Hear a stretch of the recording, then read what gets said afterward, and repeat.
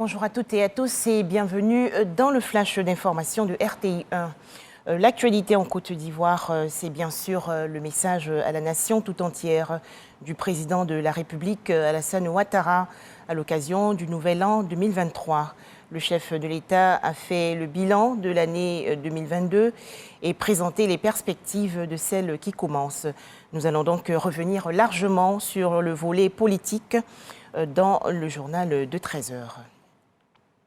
Toujours en Côte d'Ivoire, cet atelier initié par la Commission de la concurrence le 7 décembre dernier dans la commune de Cocody. Objectif, permettre aux acteurs du commerce d'être mieux informés sur les questions des pratiques anticoncurrentielles et favoriser l'émergence d'un marché ouvert et concurrentiel.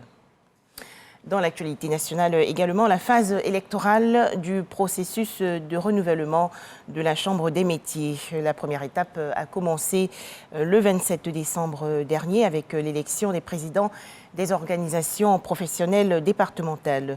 Prochaine étape, l'élection des présidents des chambres régionales des métiers et du président national. Ce sera le 11 février prochain.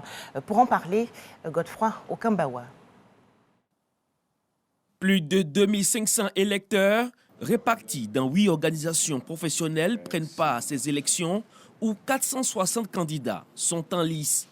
À Marcory, Koumassi et à la mairie de Cocody à Abidjan, où un bureau de vote est implanté, le scrutin s'est déroulé dans le calme. Je demande à tous mes collègues de se mobiliser pour venir voter, pour que beaucoup de choses changent dans notre corporation.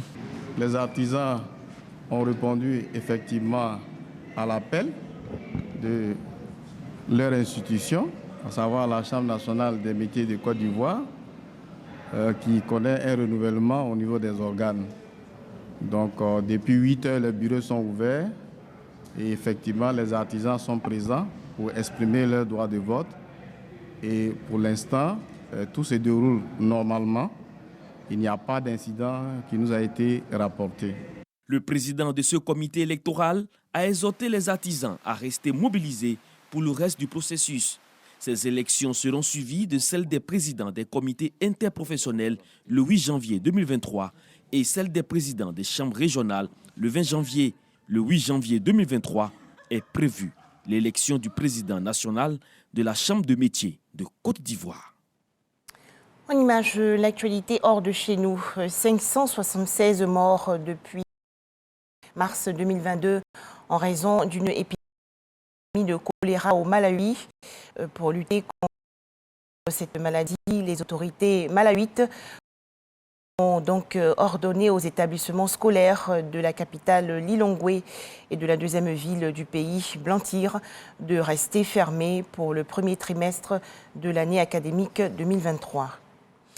Direction le Mexique, au moins 19 morts dans l'attaque armée le 1er janvier dernier d'une prison de Ciudad Juárez à la frontière avec les États-Unis, au cours de laquelle au moins 25 détenus se sont évadés. Des hommes armés sont arrivés dans des véhicules blindés et ont ouvert le feu sur les gardiens. Enfin, les obsèques du roi Pelé. La Fédération internationale de football et association, la FIFA, va demander à chaque pays membre de nommer un de ses stades en la mémoire de Pelé, meilleur joueur de tous les temps. Merci de nous avoir suivis à 13 h, le journal de RTI 1.